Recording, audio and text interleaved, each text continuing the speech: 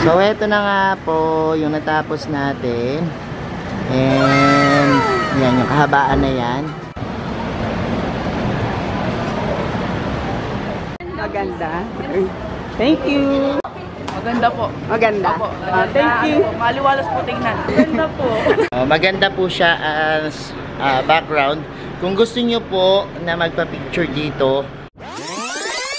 Hello everyone, this is Sir Misunaut Mini Dino Park and Eco Garden and welcome back sa ating YouTube channel. And for today's video, second day na po natin sa ating ginagawang project, yung vertical garden dito sa munisipyo ng Giginto. At ayan, magpa-park lang kami. Sobrang dami tayong ginagawa. Edit na, tapos punta pa dito sa garden. Sobrang dami talagang ginagawa at sobrang busy natin, pero kayang-kaya yan. At ngayon po ay nakatakda naming tapusin yung ating vertical garden dito, no. Kaya samahan nyo kami at yan yung makikita nyo sa ating video ngayon. Kaya already na kayo mga ka-MDP, tutok lang po.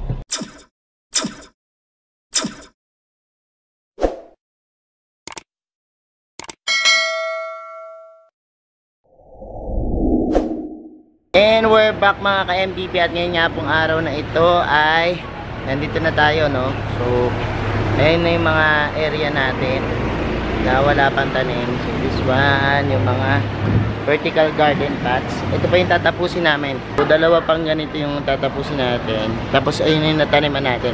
Mamaya pag halimbawa nataniman na to, papakita ko sa inyo ng buong buo.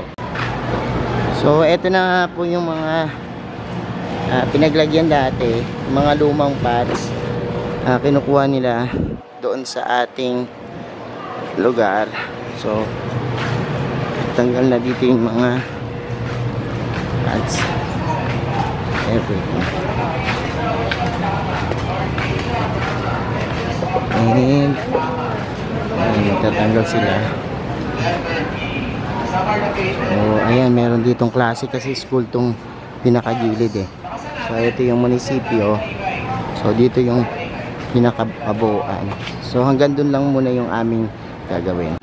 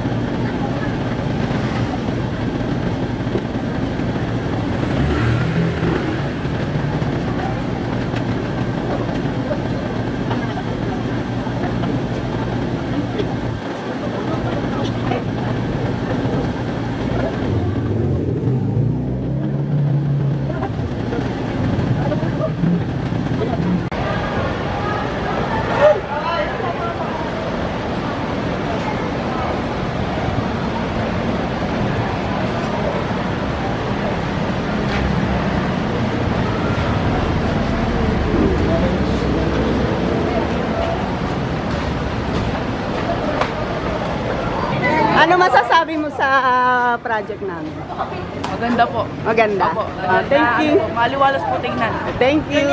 Maganda po. Maganda po. Maganda. Thank you. Maganda po. Thank you.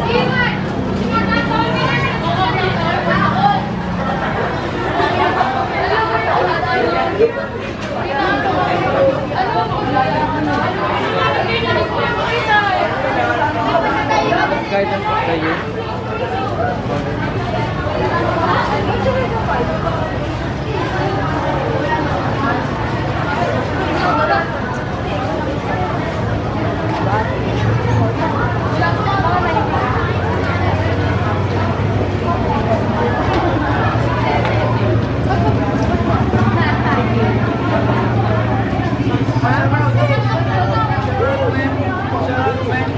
mga halaman, oh.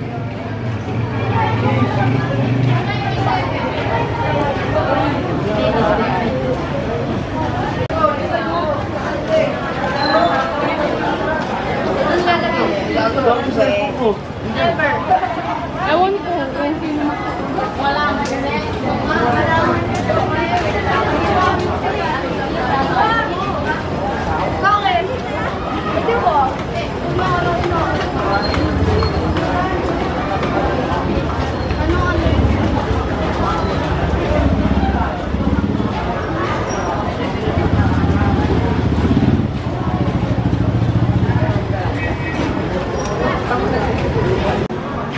So, eto na nga, malapit na matapos.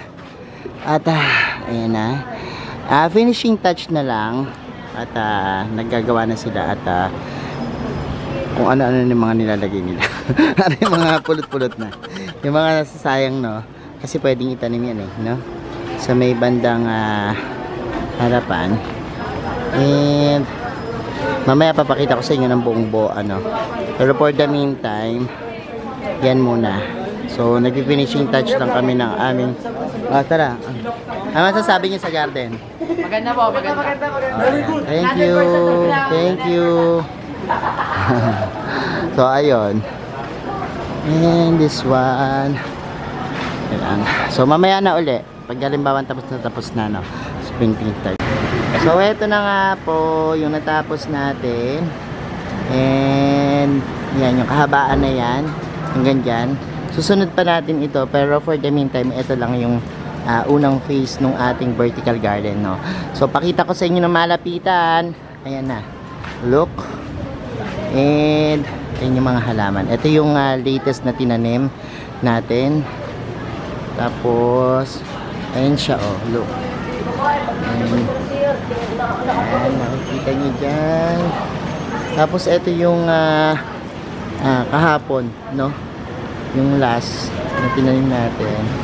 And ang cute nito mag-photo off dito, no? Or maging background ng mga picture nyo. So this one, oh, kita nyo, oh, ang kulay. And ayan, oh, lapitan natin ang mas malapitan. So para ka nasa ibang dimension kapag lumakad ka dito, oh. Look, kung dati nakikita nyo plain na plain lang siya, ito pwede kang paglakad mo, oh, ma-enjoy mo yung ganda ng mga halaman ng nature sa pamamagitan ng mga tinanim natin sa ating vertical gardens. So ayan, dinidiligan yung ating mga halaman now. And nakita nyo, tinitikmak natin ng tubig. Yan, para in any case na yan, makatulo sila nitong magdamag, tapos bukas pagsikat ng araw, okay na okay sila. So ayan po yung ating vertical gardens ngayong araw na ito. At nakumpleto na natin. Ito pwede yung gawing idea, no? Sa mga interesado o mga gusto ng mga ganitong style, ano, pwede yung gawing idea to. Yung mga mayroong bakanting wall, no? At gusto nyo lagyan ng design, lalo na yung mga walang space sa bahay, pwede yung ganitong vertical garden, ano. So ayan, nakita nyo naman yung bakal na pinaglagyan natin, tapos pinagsabitan. Tapos usually ang pwede nyo gamitin is black pots para nakaangat lahat yung halaman, ano. Tapos gawin yung masinsin, kung katulad nung ganitong gawa natin, no, na halos magkakadikit. Kasi kung halimbawa laktaw-laktaw yan, tapos yung background nyo white, medyo hindi makikita yung halaman na parang nakalutang, ano. Ang makikita yung mga space na ano, na yan, na walang hindi itim, no. So itong itim na pots, kapag yun yung ginamit nyo, ang effects niya parang nakalutang yung mga plants, no. So ayan na po yung ating vertical garden. Abangan nyo pa po kasi meron pa kaming phase 2 and phase 3 na gagawin dito. And now, yan muna yung ating napakagandang vertical garden. Mamaya pag out ko po dito, mag-outro tayo dito. Yan ang magiging background ko, no. So tingnan nyo may mabuti. So ayan mga ka-MD, pinapanood nyo na yung ating video at nakita nyo na po yung ginawa nating vertical gardens dito sa munisipyo ng Giginto. And ayan po yung project natin, ano. Look, Maganda po siya as background. Kung gusto nyo po na magpa-picture dito or yan, magtingin-tingin, sightseeing dito sa ating vertical garden, pwede po kayong pumunta dito, no? Dito po to sa malapit sa GMAC. Yan, yung along the way po dito na makikita nyo po na vertical gardens. Yan. Pwede po kayong dumalaw at pwede kayong magpa-picture dito, no? Ang ganda, oh. Gandang background, ano. So, thank you so much mga ka-MVP sa inyong panonood ngayong araw na ito. At sa lahat po ng mga nagla-like, nag-share, at nagko-comment sa ating mga videos. Sa mga hindi pa po nag-subscribe sa ating YouTube channel, kung bet na bet nyo po yung ganitong usapan, yung plants and gardening, mag-subscribe na po kayo sa ating YouTube channel. Huwag nyo pong kalimutang i-hit yung notification bell para laging updated sa ating latest uploads, pati po sa iba't ba nating social media accounts, sa ating TikTok, Instagram, Facebook pages. Search nyo lang po Hermes Unaho or Mini Dino Park and Eco Garden. Makikita nyo na yan. Salamat ng maraming mga ka-MVP, and this is Hermes Unaho, nagsasabi sa inyo ng Happy Planting! Bye-bye!